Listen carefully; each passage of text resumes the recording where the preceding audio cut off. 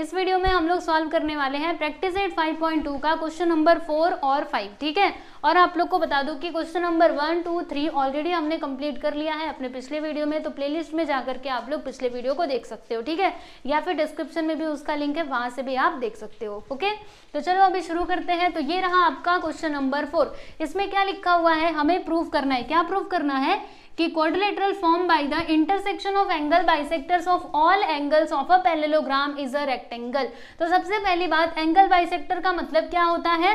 तो angle bisector यानी क्या, जैसे मेरे पास ये एंगल है, ठीक है, इसका एंगल बाइसेक्टर मैंने खींचा, तो एंगल बाइसेक्टर क्या करता है, वो उस एंगल को 2 इक्वल पार्ट्स में डिवाइड करता है। जैसे मान लीजिए कि ये पूरा एंगल था 90 डिग्री का, ठीक है, तो ये एंगल बाइसेक्टर की वजह से ये जो 90 डिग्री का एंगल है ना, ये 2 इक्वल पार्ट्स में डिवाइड हो गया। मतलब ये एंगल हो जाएगा 45 डिग्री और ये भी कितना हो जाएगा, 45 डिग्री हो जाएगा, ठीक है। तो अभी इसमें इन्होंने क्या बोला है कि मान लीजिए आपके पास क्या है, एक पैरेललोग्राम है। रुको, पैरेललोग्राम ऐसे नहीं बनता है, थोड़ा अच्छे से बनाती हूँ पैरेललोग्राम, ठीक है। वैसे तो मैंने उधर बनाया है, लेकिन यहाँ पे समझाने के लिए बना रही हूँ। देखो, आपके पास एक पैरेललोग्राम है, ठीक है, तो पैरेललोग्राम के सभी एंगल्स के जो एंगल बाइसेक्टर्स है ना, जैसे कि ये इसका मतलब ये वाले एंगल का एंगल बाइसेक्टर ये हो गया, ठीक है, ये वाले एंगल का ये हो गया, फिर ये वाले एंगल का ये हो गया और ये वाले एंगल का एंगल बाइसेक्टर ये हो गया, ठीक है। तो एंगल बाइसेक्टर की मदद से जो क्वाड्रिलेटरल फॉर्म होगा, देखो यहाँ पे ये जो एंगल बाइसेक्टर्स हैं उनकी हेल्प से एक क्वाड्रिलेटरल आपको मिलेगा। कहाँ पर मिल रहा है, ध्यान से देखना, ये मिल रहा है ना। क्वाड्रिलेटरल मतलब क्या होता है, वो क्लोज फिगर जिसके 4 साइड्स हो। तो देखो यहाँ पे 4 साइड है ना, 1, 2, 3, 4, मतलब यहाँ पर ये जो क्वाड्रिलेटरल फॉर्म हुआ है, ये क्या मतलब ये क्या है, तो ये एक रेक्टेंगल है, ठीक है। वो हम लोगों को प्रूव करना है कि ये जो यहाँ पे क्वाड्रिलेटरल बना है ना, ये क्या है, रेक्टेंगल, ऐसा आप लोग प्रूव करो। ओके, तो ये आपका सवाल है। अब इसका आंसर हम कैसे बताएंगे, चलो समझाती हूँ। देखो ऑलरेडी हमने ये फिगर बनाया हुआ है, ABCD क्या है, पैरेललोग्राम है, और ये सभी क्या है, एंगल बाइसेक्टर्स है। तो चलो सबसे पहले हम लोग गिवन पार्ट लिखते हैं। ये थोड़ा सा बड़ा जाएगा, लेकिन डिफिकल्ट बिल्कुल भी नहीं है। बस आपको क्या करना है, मेरी बातें सुनते जाइएगा, जो लिखूंगी वो देखते जाना, ठीक है। चलो क्या लिखेंगे हम लोग, यहाँ पे लिखते हैं कि quadrilateral ABCD is a parallelogram. Okay, ABCD is a parallelogram. Okay, चलो ये मैंने लिख दिया। अब यहाँ पे देखिएगा, ये वाले एंगल का एंगल बाइसेक्टर क्या हो जाएगा, AR होगा, ये वाले एंगल का DP होगा, BR किसका होगा, एंगल B का एंगल C का हो जाएगा, क्या हो जाएगा, CP, ठीक है। तो यहाँ पे हम लिखेंगे एंड क्या लिखेंगे, AR फिर DP, फिर उसके बाद AR हो गया, DP हो गया, CP और क्या, BR are the bisector of, ये सभी क्या है, bisectors of angle, bisectors of angle A, angle B। एक मिनट, मैंने कैसे लिया था, यहाँ पे AR लिया सबसे पहले, तो ये हो गया एंगल A का, फिर मैंने DP लिया, तो DP किसका है, एंगल D का है ना, तो यहाँ पे एंगल D हम लिखेंगे। फिर उसके बाद एंगल क्या लिया था, CP, मतलब ये एंगल C, ठीक है, एंगल C का, एंड एक मिनट रुको, एंगल C, और लास्ट में आ जाएगा एंगल B, ठीक है, क्योंकि ये BR मतलब एंगल B का एंगल बाइसेक्टर है। तो क्या लिखा, and AR, DP, CP, BR are the bisectors of angle ADCB respectively, ठीक है। तो ये बात हमने यहाँ पे लिख करके बता दी, ठीक। अब हमें क्या प्रूव करना है, यहाँ पे लिखिएगा to prove, we have to prove that, कि यहाँ पे कौन सा क्वाड्रिलेटरल फॉर्म हुआ है। ध्यान से देखोगे ना तो आपको समझ में आएगा। देखो ये क्वाड्रिलेटरल फॉर्म हुआ है, ये देखो यहाँ पर दिख रहा है कि नहीं, ये क्वाड्रिलेटरल है ना, PQRS, इससे हमें रेक्टेंगल लाना है। तो यहाँ पे लिखते हैं quadrilateral PQRS is a rectangle, ये हम लोगों को प्रूव करना है।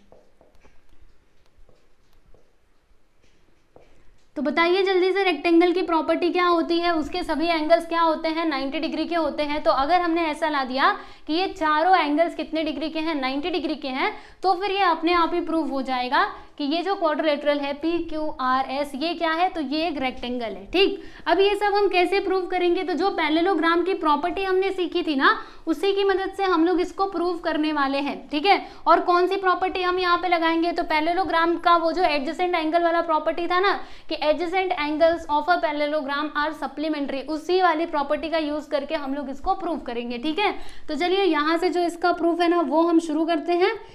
तो यहाँ पे हम सबसे पहले लिखते हैं कि quadrilateral ABCD is a parallelogram, ABCD is a parallelogram. ठीक है, तो अगर ऐसा है तो फिर इसके जो एडजेसेंट एंगल्स है वो क्या हो जाएंगे, सप्लीमेंट्री हो जाएंगे, यानी कि angle B plus angle A plus angle B दोनों मिलाकर के कितना होगा, 180 डिग्री। इसका रीजन आप क्या बताओगे, तो यहाँ पे लिखिएगा कि adjacent angles of a parallelogram are supplementary, adjacent angles of a parallelogram, यहीं पे लिखती हूँ, पैरेललोग्राम आर सप्लीमेंट्री।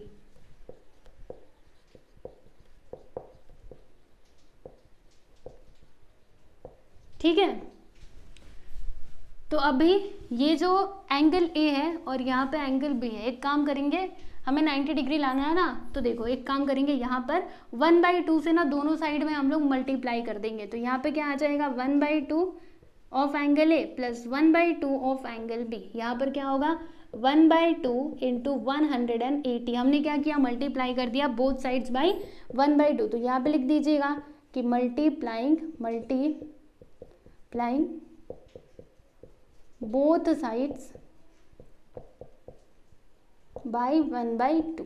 ठीक है, 1/2 से हमने मल्टीप्लाई कर दिया, तो यहाँ पर क्या आया, 1/2 of angle A plus 1/2 of angle B which is equal to, इसको कट करो तो यहाँ पे क्या आ जाएगा, 90 डिग्री, क्योंकि 180 का आधा क्या होता है, 90 होता है। ठीक, चलो इतनी बात तो हमने बता दी।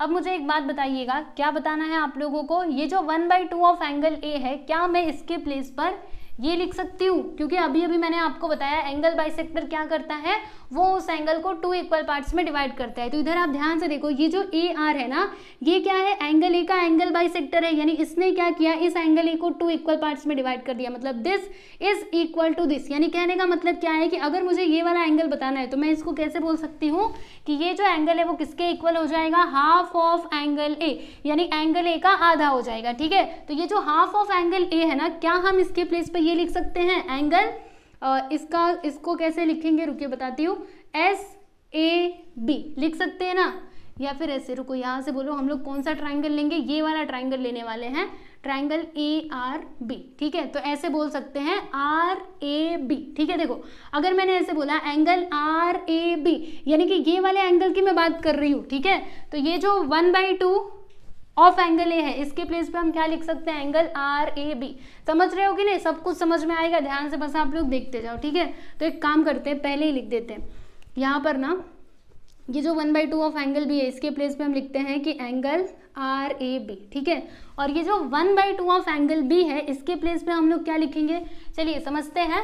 देखो अभी हम ना बाद में ये वाला ट्राइंगल लेने वाले, ये जो ट्राइंगल बन रहा है ना ये वाला, यानी कि हमें इसमें ये वाला एंगल और ये वाला एंगल इंक्लूड करना पड़ेगा। ठीक है, तो अब 1/2 ऑफ एंगल B का मतलब क्या, देखो BR क्या है, वो एंगल बाइसेक्टर है एंगल B का, यानी कि इसने क्या किया, इसको 2 इक्वल पार्ट्स में डिवाइड कर दिया, बराबर।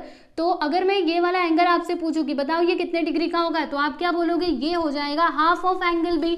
देखो यहाँ पे लिखा हुआ है हाफ ऑफ एंगल B, तो इसके प्लेस पे हम लोग क्या लिख सकते हैं, ये लिख सकते हैं ना कि एंगल RBA। ठीक है, तो यहाँ पर मैं लिख देती हूँ एंगल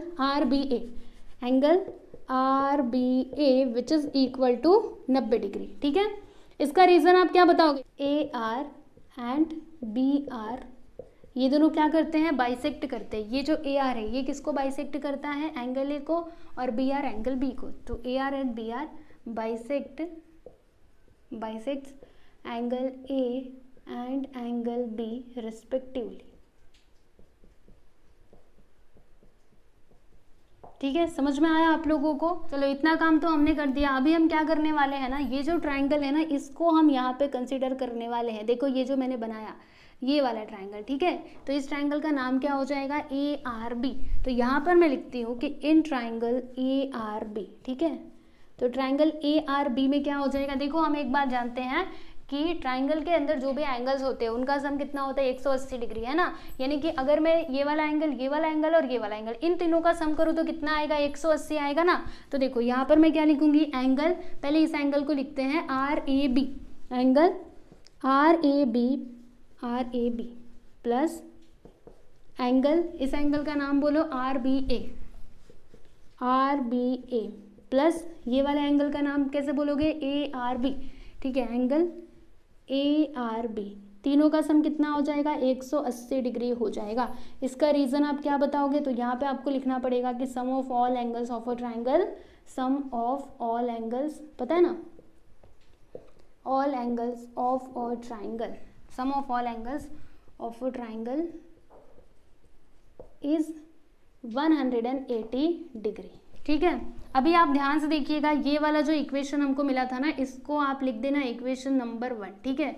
तो इसमें हमने क्या देखा, RAB प्लस एंगल RBA, ये किसके इक्वल आया है, 90 डिग्री के इक्वल आया है। तो देखो यहाँ पे ये सेम टू सेम है, RAB प्लस एंगल RBA, तो इसके प्लेस पे क्या हम 90 लिख सकते हैं, जी हाँ लिख सकते हैं। तो यहाँ पर मैंने क्या लिख दिया, 90 degree plus angle ARB which is equal to 180 degree. ये कहाँ से लिखा, 1 से लिखा, बताओ ना इधर, फ्रॉम 1, ठीक है, 1 से हमने ये बात बताई है। अब ये जो 90 है इसको उस साइड भेजोगे तो वो माइनस में हो जाएगा, यानी कि जो एंगल ARB है ये कितना आएगा, 180 माइनस 90 यानी कि 90 डिग्री। तो देखो हम यहाँ पे क्या लिख सकते हैं कि angle ARB which is equal to 90 degree. अभी ध्यान से देखना है, यहाँ पर ये वाला जो एंगल था इसको हमने 90 डिग्री ला दिया, यानी कि 4 एंगल्स हैं हमारे पास, जिसमें से एक एंगल को हमने 90 डिग्री ला दिया। इसको आप लिखिएगा इक्वेशन नंबर 2, ठीक है। तो देखो ध्यान से, जब हमने ये वाला ट्राइंगल कंसीडर किया तब हमने इस वाले एंगल को क्या लाया, 90 डिग्री लाया। तो अगर हम दूसरी बार में ये वाला ट्राइंगल कंसीडर करें, ध्यान से देखना, ये वाला ट्राइंगल, जो भी प्रोसेस हमने यहाँ पर किया इस वाले ट्राइंगल के लिए किया, अगर हम वही पूरा प्रोसेस इस वाले ट्राइंगल के लिए करेंगे तो कौन सा एंगल यहाँ पे 90 डिग्री का आ जाएगा, तो ये जो एंगल P है ना वो 90 डिग्री का आ जाएगा, ठीक है। तो अब आपको दोबारा से इतना सारा करने की जरूरत नहीं है, बस आप ये कर दो, मतलब आप ऐसे सिमिलरली करके लिख सकते हो, क्योंकि पूरा प्रोसेस सेम रहने वाले, जो जो हमने यहाँ पर किया ना इस वाले ट्राइंगल के लिए वही सब कुछ हमें मतलब दूसरी बार में भी करना होगा। यानी कि हम क्या लिखेंगे, angle D plus angle C कितना, 180 डिग्री, ठीक है। फिर उसके बाद इन दोनों का आधा करेंगे। अब आधा करने का मतलब क्या है कि हम ये वाला एंगल लेंगे और फिर ये वाला एंगल लेंगे, जैसे हमने यहाँ पे लिया था, ठीक है। फिर वो दोनों कितने डिग्री के आ जाएंगे, 90 डिग्री के आ जाएंगे, मतलब आधे से मल्टीप्लाई करने के बाद ये 90 डिग्री का आ जाएगा। फिर उसके बाद ये ट्राइंगल हम कंसिडर करेंगे और ट्राइंगल में तीनों साइड्स का सम कितना होता है, 180 डिग्री, तो ये दोनों का मिला करके 90, तो बचाइए, तो एंगल P कितने डिग्री का हो जाएगा, 90 डिग्री का हो जाएगा। तो पूरा आपको फिर से करने की जरूरत नहीं है, यहाँ पे आप डायरेक्टली लिख दो कि सिमिलरली, ठीक है, हम क्या बोल सकते हैं कि एंगल, कौन सा एंगल, DPC, ठीक है, एंगल DPC हो जाएगा 90 डिग्री का। इसको हम लिख देंगे इक्वेशन नंबर 3, ठीक है। तो ये दो एंगल्स को हमने ला दिया है 90 डिग्री। अब बचते हैं दो और एंगल्स, यानी कि ये वाला और ये वाला। अब इन दोनों को कैसे लाया जाए ये भी सोचना पड़ेगा, है ना। ये तो सेम टू सेम थे तो हो गया, अब यहाँ पे हमें कुछ ना कुछ तो करना पड़ेगा। तो देखो अभी हम इस बार में ना ये वाला जो ट्राइंगल है ना इसको हम कंसिडर करने वाले हैं, ठीक है। तो यहाँ पर ना ये वाला एंगल 90 डिग्री का आएगा और अगर ये 90 डिग्री है तो ये भी 90 डिग्री का हो जाएगा, ठीक है। कैसे, वर्टिकली अपोजिट एंगल्स। तो देखो अभी हम क्या करने वाले हैं, यहाँ पर हम लिखेंगे कि angle A plus angle D दोनों मिला करके कितना हो जाएगा स्टूडेंट, 180 डिग्री हो जाएगा, है ना।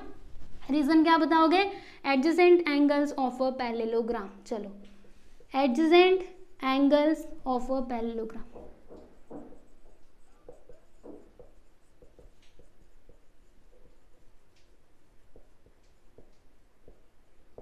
ठीक, फिर उसके बाद एंगल मतलब इसमें हम क्या करेंगे, दोनों साइड में 1/2 से मल्टीप्लाई करेंगे। तो यहाँ पे क्या हो जाएगा, 1/2 of angle A plus 1/2 of angle D which is equal to 1/2 of 180 degree. हमने क्या किया, मल्टीप्लाई किया, तो यहाँ पे लिखिएगा मल्टीप्लाइंग बोथ साइड्स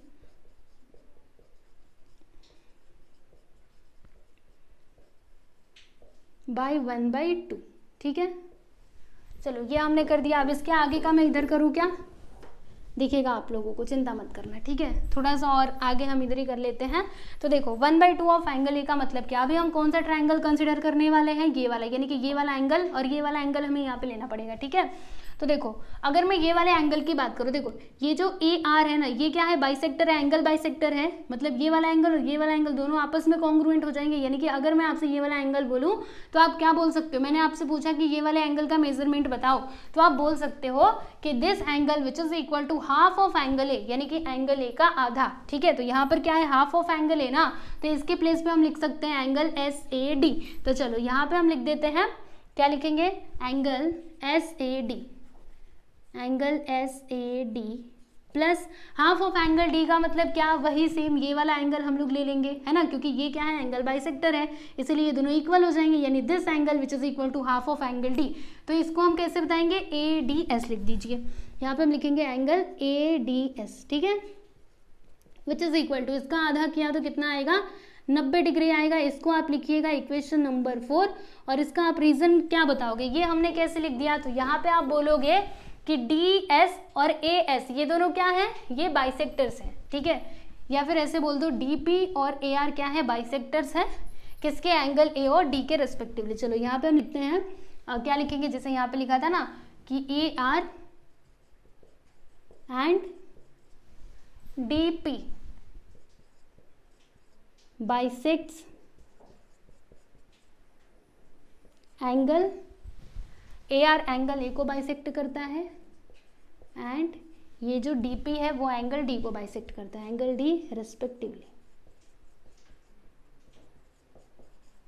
ठीक है, समझ में आया आप लोगों को।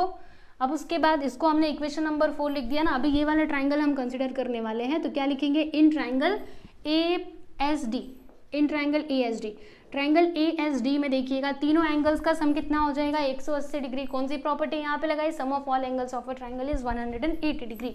तो यहाँ पर हम लिखेंगे angle S A D plus angle, इस एंगल का नाम लिखो S D A, plus angle, इस एंगल का नाम लिखो A S D, angle A S D. इन तीनों का सम कितना हो जाएगा, 180 डिग्री। इसका रीजन आप क्या लिखोगे, sum of all angles of a triangle is 180 degree. ठीक है, वो वाली प्रॉपर्टी आप यहाँ पे लिख दीजिएगा पूरा अच्छे से, sum of all angles of a triangle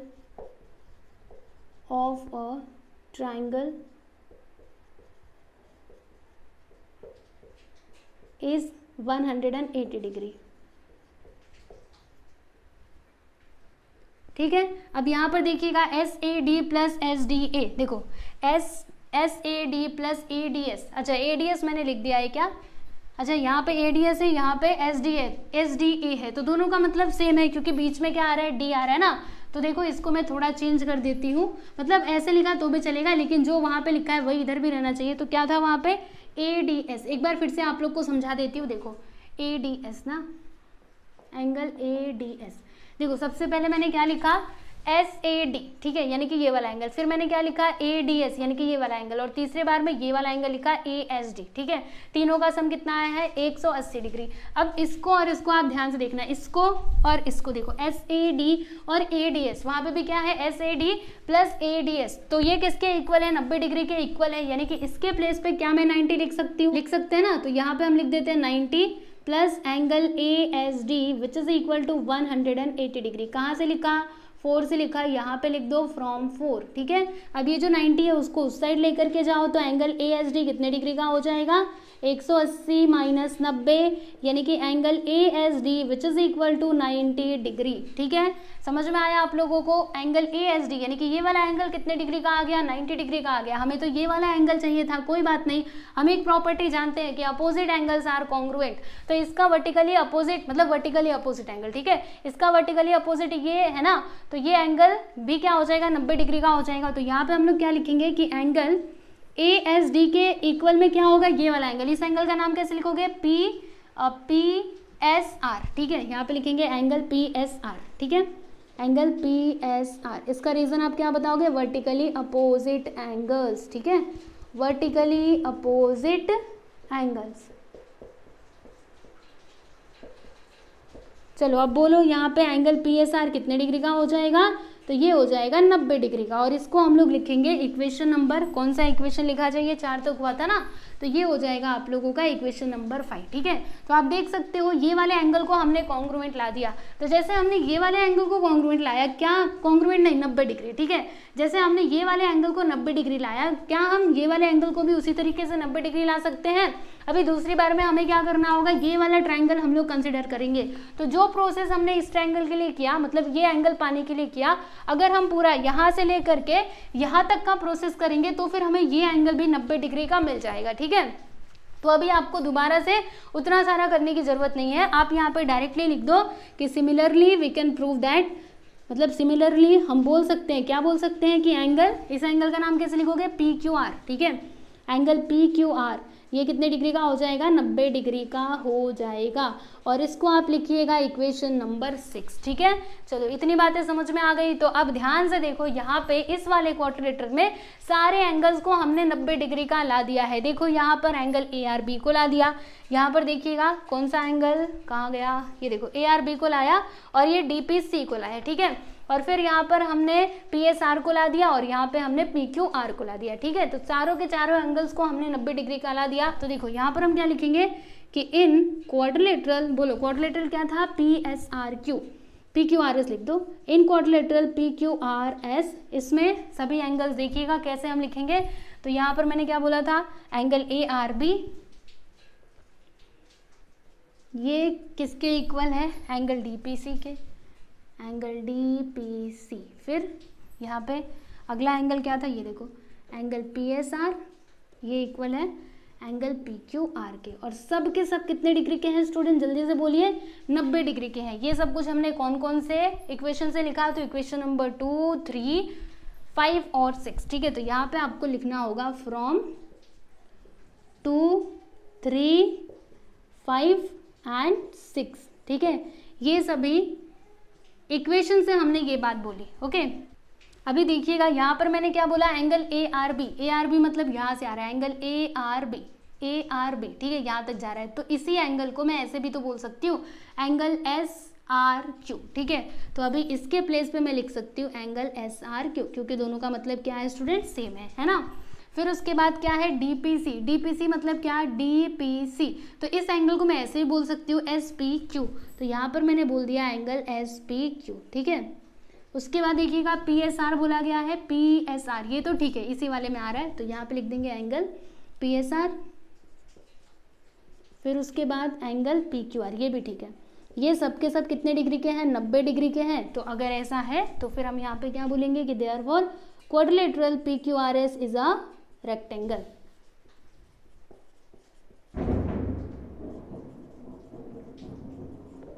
समझ में आया आप लोगों को। तो देख लीजिए, जो भी हमें प्रूव करना था वो हमने प्रूव कर दिया। आप लोगों को कुछ आवाज आई होगी, है ना, हेंस प्रूव्ड यहाँ पे लिख देंगे। कौन सी आवाज आई है पता है, अभी बारिश हो रही है ना, तो बादल बहुत जोर से ऐसा आवाज किया, तो उसी की आवाज आई होगी। चलिए, तो आप देख सकते हो यहाँ पर आपका क्वेश्चन नंबर 4 होता है कंप्लीट। कैसे किया अच्छे से आप लोग समझ लीजिएगा। देखिए, सबसे पहले हमने ये वाले ट्रायंगल को कंसीडर करके इस वाले एंगल को 90 डिग्री लाया, फिर ठीक है, फिर हमने जिसको मतलब फिर हमने डायरेक्टली सिमिलरली लिख दिया कि ये वाला एंगल भी कितने डिग्री का हो जाएगा, 90 डिग्री का। फिर हमने इसको कंसिडर किया और ये वाले एंगल को लाया, फिर उसी प्रकार से इसको लाया, ठीक है। और लास्ट में ये प्रूव हो गया कि PQRS इज अ रेक्टेंगल, ठीक है। चलिए आप इसको देख लीजिए। फिर उसके बाद फाइनली हम लोग देखेंगे लास्ट क्वेश्चन इस प्रैक्टिस सेट का, ठीक है। चलिए बच्चों, क्वेश्चन नंबर 5 हम लोग देखते हैं। तो देखो इसमें क्या लिखा है कि इन गिवन फिगर, यानी कि इस फिगर में आप लोग देखिएगा, अगर पॉइंट्स PQRS कहाँ पर है, देखो PQRS ये कहाँ पर है, तो पैरेललोग्राम के साइड्स पे अगर होते हैं, ठीक है। और ये कैसे होते हैं कि AP इक्वल होगा BQ के, और ये इक्वल हो जाएगा CR के, ये इक्वल हो जाएगा DS के। समझिएगा यहाँ पर क्या बताया गया है, आपको बताती हूँ। देखो ये जो ABCD है ना, ये क्या है, तो ये एक पैरेललोग्राम है, बराबर। और ये जो पैरेललोग्राम है ना, इसके साइड्स के ऊपर 4 पॉइंट्स है PQRS, और ये इस तरीके से है कि ये जो AP है ये किसके इक्वल है, BQ के, ठीक है। और फिर ये इक्वल है किसके, CR के, और फिर यहाँ पे DS, मतलब ये चारों के चारों क्या है, आपस में इक्वल है, ठीक है। तो फिर हमें यहाँ पे क्या प्रूव करना है कि क्वाड्रिलेटरल PQRS, देखो PQRS इज अ पैरेललोग्राम, ठीक। अब ये हम कैसे प्रूव करेंगे, चलिए समझते हैं। तो सबसे पहले क्या करेंगे, हम गिवन पार्ट लिखेंगे, है ना। चलो अभी देखते जाओ। तो गिवन पार्ट में आप क्या बोलोगे कि ये जो ए बी सी है, ए बी सी डी, ये क्या है, पैरेललोग्राम है। तो लिखो यहाँ पे quadrilateral A B C D is a parallelogram, is a parallelogram. ठीक, और क्या दिया गया है, ये जो ए पी है ना, ए पी किसके इक्वल है, बी क्यू के, फिर ये इक्वल है सी आर के, और ये इक्वल है डी एस के। तो ये इसका गिवन पार्ट है। हमें क्या प्रूव करना है, हमें प्रूव करना है कि quadrilateral P Q R S is a parallelogram, is a parallelogram.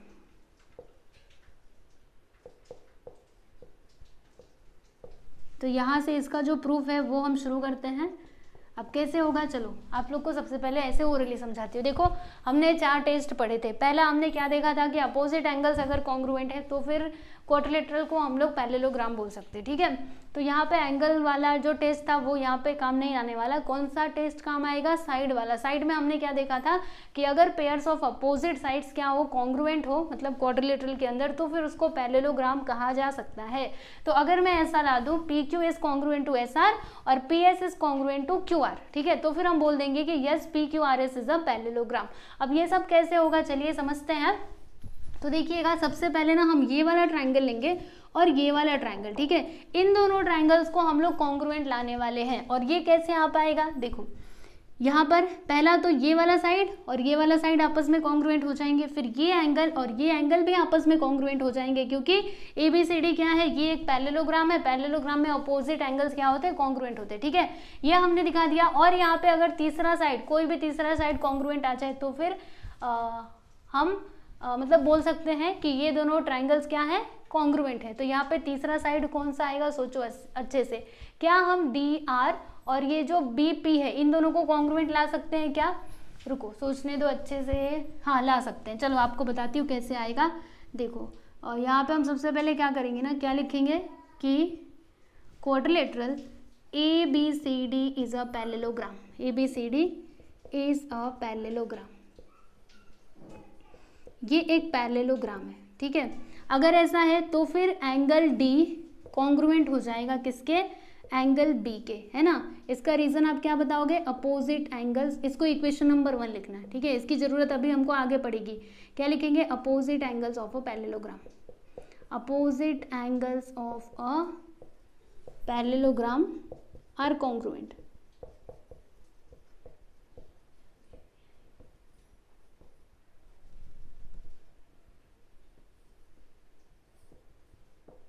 ठीक, और क्या, और इसमें क्या दिया गया है कि ये जो डी एस है ना, डी एस और बी क्यू क्या है स्टूडेंट, कॉन्ग्रुएंट है। तो ये गिवन पार्ट है। चलो गिवन पार्ट की जरूरत अभी नहीं है, बाद में पड़ेगी हम लोगों को, मतलब जब पड़ेगी तब हम लोग ये गिवन पार्ट में से उसको लिख लेंगे, है ना। अभी यहाँ पे डी आर और ये जो बी पी है ना, इसको हमें कैसे भी करके कॉन्ग्रुएंट लाना होगा।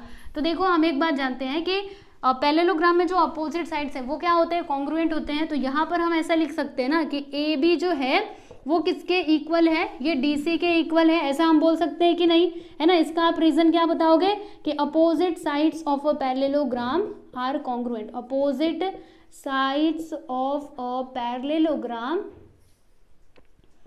पैरेललोग्राम आर कॉन्ग्रुएंट, ठीक है।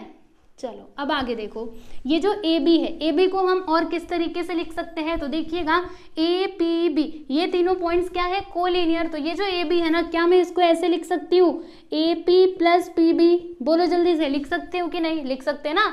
ए पी प्लस पी बी अगर आप करोगे, इन दोनों को जब आप ज्वाइंट करोगे, मतलब प्लस करोगे, तो क्या आएगा, ए बी आ जाएगा। तो ए बी के प्लेस पे मैंने ये लिख दिया।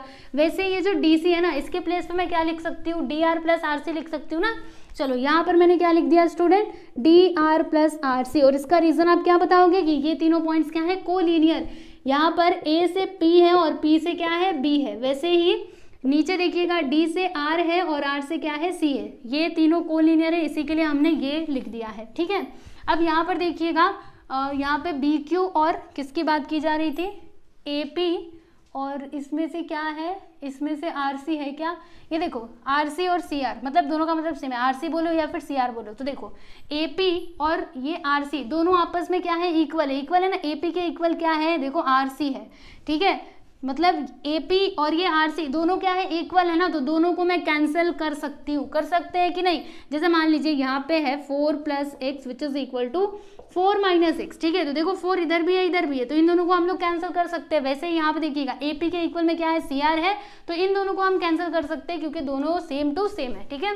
फिर यहाँ पे बचता क्या है, तो यहाँ पर ये बचता है, क्या बचता है, इस साइड तो PB बचेगा ना, यहाँ पे लिखेंगे therefore PB which is equal to, इस साइड क्या बचेगा DR, और इसे हम लिखने वाले हैं इक्वेशन नंबर 2, ठीक है। चलो इतनी बात समझ में आई। देखो हमने PB और DR को कॉन्ग्रुएंट ला दिया, मतलब इक्वल ला दिया। अब उसके बाद हमें क्या करना है, यहाँ पे हम 2 ट्राइंगल ले लेंगे, इन ट्राइंगल। इस ट्राइंगल का नाम कैसे लिखोगे, ऐसे करके लिखिएगा पहले PBQ, ठीक है। इन ट्राइंगल PBQ एंड दूसरा ट्राइंगल हम कैसे लेंगे, इसका नाम लिखा था PBQ, तो इसका नाम लिख देते हैं RDS, ठीक है। अब बताइए इसमें क्या क्या कॉन्ग्रुएंट है। तो पहला तो यहाँ पे देखिएगा ये दोनों साइड DS और BQ कॉन्ग्रुएंट है। देखो यहाँ पर DS और BQ कॉन्ग्रुएंट है ना, तो इस वाले ट्राइंगल में BQ ये कॉन्ग्रुएंट है किसके, DS के। देखो इस वाले ट्राइंगल में DS, ये हमने कहाँ से लिखा, तो गिवन में से लिखा, ठीक है। और फिर देखो यहाँ पे इक्वेशन नंबर 1 में हमने क्या दिखाया था कि एंगल D और एंगल B दोनों आपस में क्या है, कॉन्ग्रुएंट है। तो ये वाले ट्राइंगल में एंगल B और इस वाले ट्राइंगल में एंगल D, ये दोनों आपस में क्या है, कॉन्ग्रुएंट है। कहाँ से लिखा, 1 से लिखा, यहाँ पे लिख देना फ्रॉम 1, ठीक है।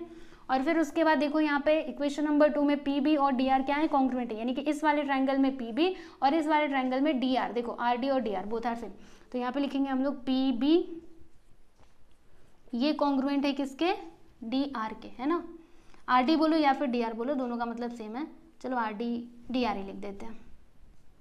ये हमने कहाँ से लिखा, 2 से लिखा, यहाँ पे लिखेंगे फ्रॉम 2, ठीक है। तो बताइए यहाँ पर कौन सा टेस्ट आएगा, तो सबसे पहले एक साइड कॉन्ग्रुएंट है, उसके बाद से एंगल और उसके बाद से साइड, यानी कि SAS टेस्ट से हम क्या बोल सकते हैं कि दीज 2 ट्राइंगल्स आर कॉन्ग्रुएंट। तो यहाँ पर देखिएगा हम बोलेंगे कि triangle PBQ which is congruent to triangle, इस ट्राइंगल का नाम क्या हो जाएगा, RDS। कौन सा टेस्ट आएगा, तो यहाँ पे आ जाएगा SAS टेस्ट ऑफ कॉन्ग्रुएंसी, है ना। इस टेस्ट से हमने क्या बोला कि ये दोनों ट्राइंगल्स क्या है, कॉन्ग्रुएंट है। आप एक बात तो जानते हो कि जब 2 ट्राइंगल्स कॉन्ग्रुएंट हो तो उनके जो करस्पॉन्डिंग एंगल्स या फिर करस्पॉन्डिंग साइड्स हैं वो आपस में क्या हो जाते हैं, कॉन्ग्रुएंट हो जाते हैं, है ना। तो देखिएगा ये दोनों ट्राइंगल्स को हमने क्या दिखाया, कॉन्ग्रुएंट दिखाया। तो इनके जो करस्पॉन्डिंग साइड्स है, यानी कि ये वाला साइड, मतलब इस वाले ट्राइंगल में ये वाला साइड और इस वाले ट्राइंगल में ये वाला साइड, ये दोनों भी कॉन्ग्रुएंट हो जाएंगे क्योंकि ये क्या है, corresponding sides of congruent triangles. तो अभी मैं यहाँ पर क्या लिखने वाली हूँ कि यहाँ पे हम लिखेंगे कि साइड, कौन सा साइड, PQ ये कॉन्ग्रुएंट हो जाएगा किसके, साइड SR के, है ना। PQ बोला था तो यहाँ पे RS बोल देते हैं, RS के। और इसका रीजन आप क्या बताओगे, तो corresponding sides of congruent triangles. समझ में आया। इसको हम लोग कौन सा इक्वेशन लिखेंगे, तो इक्वेशन 2 तक हुआ था ना, इसको हम लिख देते हैं स्टूडेंट इक्वेशन नंबर 3, है ना। तो अभी देखो हमने क्या किया, ये वाले क्वाड्रिलेटरल में इस वाले साइड और इस वाले साइड को कॉन्ग्रुएंट दिखा दिया। तो जैसे हमने इन दोनों साइड्स को कॉन्ग्रुएंट दिखाया उसी तरीके से इन दोनों साइड्स को भी कॉन्ग्रुएंट दिखा सकते हैं। देखो दूसरी बार में हम लोग क्या करेंगे ना, ये दोनों ट्राइंगल्स को कॉन्ग्रुएंट लाएंगे, ठीक है। और जब एक बार ये दोनों ट्राइंगल्स कॉन्ग्रुएंट आ गए तो फिर जो इनके अपोजिट साइड्स हैं, मतलब इनके जो करस्पॉन्डिंग साइड्स है PS और ये RQ, ये दोनों भी क्या हो जाएंगे, आपस में कॉन्ग्रुएंट हो जाएंगे। यानी जो प्रोसेस हमने अभी तक किया वही प्रोसेस हमें इन दोनों के लिए भी करना पड़ेगा। तो आपको पूरा दोबारा से करने की जरूरत नहीं है। यहाँ पे आप लिख सकते हो कि सिमिलरली हम लोग क्या प्रूव कर सकते हैं, सिमिलरली हम ये बोल सकते हैं कि ट्राइंगल, कौन सा triangle, PSA, triangle PSA congruent हो जाएगा कौन से ट्राइंगल के, ये वाले ट्राइंगल के। तो इस ट्राइंगल का नाम कैसे लिखोगे, RQC, ठीक है। ट्राइंगल RQC के कॉन्ग्रुएंट हो जाएगा। अब इनके जो करस्पॉन्डिंग साइड्स है वो भी आपस में कॉन्ग्रुएंट हो जाएंगे, यानी कि ये वाला साइड और ये वाला साइड। तो क्या लिखोगे, PS, ये अगर कॉन्ग्रुएंट है तो फिर यहाँ पे साइड PS कॉन्ग्रुएंट हो जाएगा, साइड लिखो इधर, side PS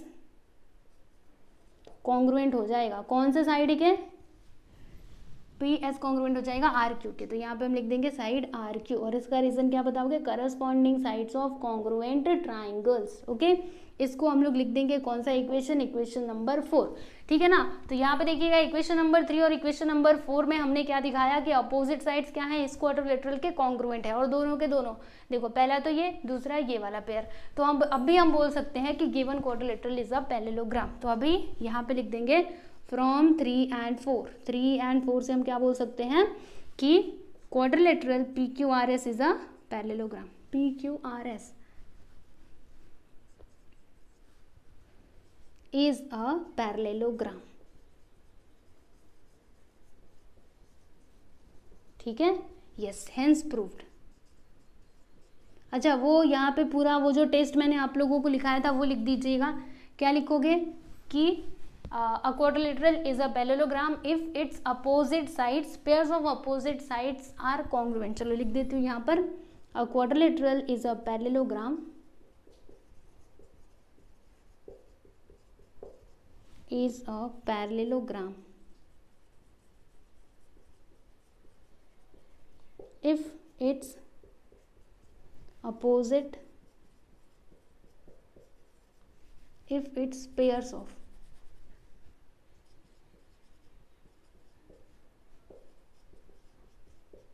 opposite sides are congruent।